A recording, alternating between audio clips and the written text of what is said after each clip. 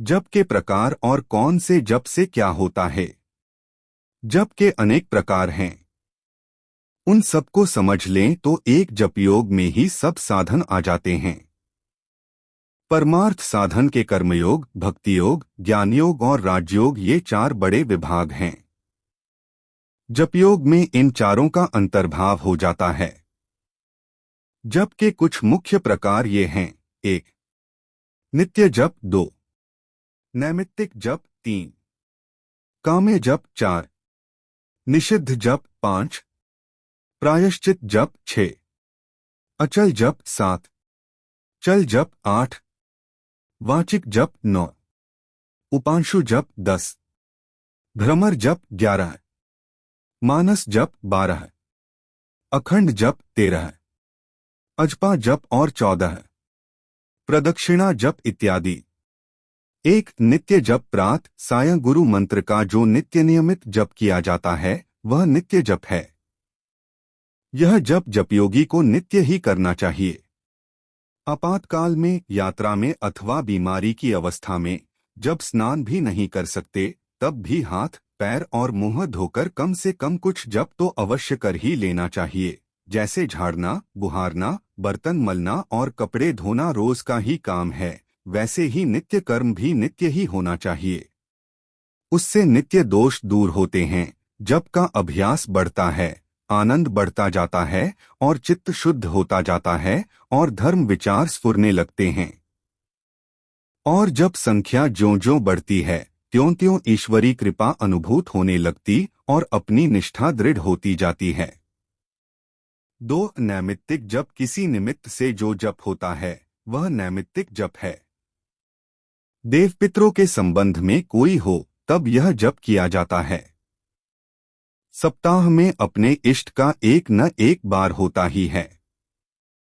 उस दिन तथा एकादशी, पूर्णिमा, अमावस्या आदि पर्व दिनों में और महाएकादशी, महाशिवरात्रि, श्री रामनवमी, श्री कृष्णाष्टमी, श्री दुर्गानवरात्र, श्री गणेश चतुर्थी, श्री रथ सप्तमी आदि शुभ दिनों में तथा ग्रहणादि पर्वों पर एकांत स्थान में बैठकर अधिक अतिरिक्त जप करना चाहिए। इससे पुण्य संग्रह बढ़ता है और पाप का नाश होकर सत्यगुण की वृद्धि होती है और ज्ञान सुलभ होता है। यह जप रात में एकांत में करने से दृष्टांत भी होते हैं। न देवतोषण व्यर्थम, देव को प्रसन्न करना कभी व्यर्थ नहीं होता, यही मंत्रशास्त्र का कहना है। इष्टकाल में इसकी सफलता आप ही होती है। पितरों के लिए किया हुआ जप उनके सुख और सद्गति का कारण होता है और उनसे आशीर्वाद मिलते हैं। हमारा उनकी कोख से जन्म लेना भी इस प्रकार चरितार्थ हो जाता है। जिसको उद्देश्य करके संकल्पपूर्वक जो जप किया जाता है वह उसी को प्राप्त होता है, यह मंत्रशास्त्र का सिद्धांत है। इस प्रकार पुण्य जोड़कर वह पितरों को पहुंचाया जा सकता है। इससे उनके ऋण से मुक्ति मिल सकती है। इसलिए कव्य कर्म के प्रसंग में और पितृपक्ष में भी यह जप अवश्य करना चाहिए। गुरु मंत्र से हव्य कर्म भी होता है। 3. काम्य जप किसी कामना की सिद्धि के लिए जो जप किया जाता है उसे काम्य जप कहते हैं। यह काम्य कर्म जैसा है, मोक्ष चाहने वाले के काम का नहीं है। 8. अर्थार्थी, कामकामी लोगों के लिए उपयोगी है। इसके साधन में पवित्रता, नियमों का पूर्ण पालन, सावधानता, जागरूकता, धैर्य, निरलसता, मनोनिग्रह, इंद्रिय निग्रह, वाक संयम, मिताहार, मितशयन, ब्रह्मचर्य इन सबका होना अत्यंत ही आवश्यक है। योग्य गुरु से योग्य समय में लिया हुआ योग्य मंत्र हो, विधिपूर्वक जप हो, मन की एकाग्रता हो, दक्षिणा दे, भोजन कराएं, हवन करें, इस सांगता के साथ अनुष्ठान हो तो साधक की कामना अवश्य पूर्ण होती है। इसमें कोई गड़बड़ हो तो मंत्र सिद्ध नहीं हो सकता। काम्य जप करने के अनेक मंत्र हैं। जप से पुण्य संग्रह तो होता है पर भोग से उसका क्षय भी होता है। इसलिए प्राज्ञ पुरुष इसे अच्छा नहीं समझते। परंतु सभी साधक समान नहीं होते। कुछ ऐसे भी कनिष्ठ साधक होते ही हैं जो शुद्ध मोक्ष के अतिरिक्त अन्य धर्माविरुद्ध कामनाएं भी पूरी करना चाहते हैं। क्षुद्र देवताओं और क्षुद्र साधनों के पीछे पड़कर अपनी भयंकर हानि कर लेने की अपेक्षा वे अपने इष्ट मंत्र का कामे जप करके चित्त को शांत करें और परमार्थ प्रवण हों, यह अधिक अच्छा है। 4 निषिद्ध जप मनमाने ढंग से अविधिपूर्वक अनियम जप जपने को निषिद्ध जप कहते हैं। निषिद्ध कर्म की तरह यह बहुत बुरा है। मंत्र का शुद्ध न होना, अपवित्र मनुष्य से मंत्र लेना, देवता कोई और मंत्र कोई और ही अनेक मंत्रों को एक साथ अविधिपूर्वक जपना, मंत्र का अर्थ और विधि न जानना, श्रद्धा का न होना, देवताराधन के बिना ही जप करना, किसी प्रकार का भी संयम न रखना, ये सब निषिद्ध जप के लक्षण हैं।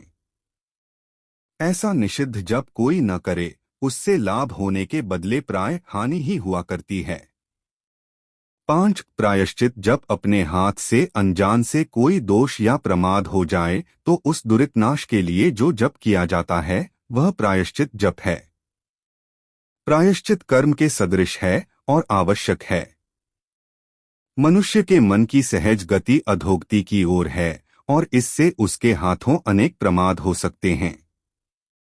यदि इन दोषों का परिमार्जन न हो तो अशुभ कर्मों का संचित निर्माण होकर मनुष्य को अनेक दुख भोगने पड़ते हैं और उर्वरित संचित प्रारब्ध बनकर भावी दुख खोण की सृष्टि करता है।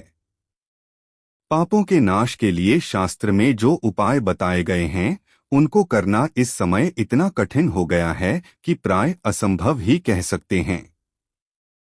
इसलिए ऐसे जो कोई हो वे यदि संकल्पपूर्वक यह जप करें तो विमलात्मा बन सकते हैं। मनुष्य से नित्य ही अनेक प्रकार के दोष हो जाते हैं। यह मानव स्वभाव है। इसलिए नित्य ही उन दोषों को नष्ट करना मनुष्य का कर्तव्य ही है। नित्य जप के साथ यह जप भी हुआ करे। अल्पदोष के लिए अल्प और अधिक दोष के लिए अधिक जप करना चाहिए। नित्य का नियम करके चलाना कठिन मालूम हो तो सप्ताह में एक ही दिन सही यह काम करना चाहिए। प्रातः काल में पहले गोमूत्र प्राशन करें, तब गंगाजी में या जो तीर्थ प्राप्त हो उसमें स्नान करें। यह भी न हो तो गंगा गंगेति मंत्र कहते हुए स्नान करें और भस्मचंदनादि लगाकर देव गुरु द्विज आदि के दर्शन करें। अश्वत्थ गौ आदि की परिक्रमा करें। केवल तुलसी दल तीर्थ पान करके उपवास करें और मन को एकाग्र करके संकल्पपूर्वक अपने मंत्र का जप करें। इससे पवित्रता बढ़ेगी और मन आनंद से झूमने लगेगा। जब ऐसा हो तब समझें कि अब सब पाप भस्म हो गए। दोष के हिसाब से जप संख्या निश्चित करें और वह संख्या पूरी करें। 6 अचल जप यह जप करने के लिए आसन, गोमुखी आदि साहित्य और व्यावहारिक और मानसिक स्वास्थ्य होना चाहिए। इस जप से अपने अंदर जो गुप्त शक्तियां हैं वे जागकर विकसित होती हैं और परोपकार में उनका उपयोग करते बनता है। इसमें इच्छा शक्ति के साथ साथ पुण्य संग्रह बढ़ता जाता है। इस जप के लिए व्याघ्रांबर अथवा मृगाजिन माला और गोमुखी होनी चाहिए। स्नानादि करके आसन पर बैठे, देशकाल का स्मरण करके दिग्बंध करें और तब जप आरंभ करें। अमुक मंत्र का अमुक संख्या जप होना चाहिए और नित्य इतना होना चाहिए, इस प्रकार का नियम इस विषय में रहता है सो समझ लेना चाहिए और नित्य उतना जप एकाग्रता पूर्वक करना चाहिए। जप निश्चित संख्या से कभी कम न हो। जप करते हुए बीच में ही आसन पर से उठना या किसी से बात करना ठीक नहीं। उतने समय तक चित्त की और शरीर की स्थिरता और मौन साधे रहना चाहिए। इस प्रकार नित्य करके जप की पूर्ण संख्या पूरी करनी चाहिए। यह चर्या बीच में कहीं खंडित न हो, इसके लिए स्वास्थ्य होना चाहिए, इसलिए आहार विहार संयमित हो। एक स्थान पर बैठ निश्चित समय में निश्चित जप संख्या एकाग्र होकर पूरी करके देवता को वश करना ही इस जप का मुख्य लक्षण है। इस काम में विघ्न तो होते ही हैं, पर धैर्य से उन्हें पार कर जाना चाहिए। इस जप से अपार आध्यात्मिक शक्ति संचित होती है। भस्म जल अभिमंत्रित कर देने से वह उपकारी होता है, यह बात अनुभव सिद्ध है। 7 चल जप। यह जप नाम स्मरण जैसा है। प्रसिद्ध वामन पंडित के कथनानुसार आते जाते, उठते बैठते, करते धरते, देते लेते, मुख से अन्न खाते, सोते जागते, रतिसुख भोगते, सदा सर्वदा लोकलाज छोड़कर भगत चिंतन करने की जो विधि है वही इस जप की है। अंतर यही कि भगवन नाम के स्थान में अपने मंत्र का जप करना है। यह जप कोई भी कर सकता है।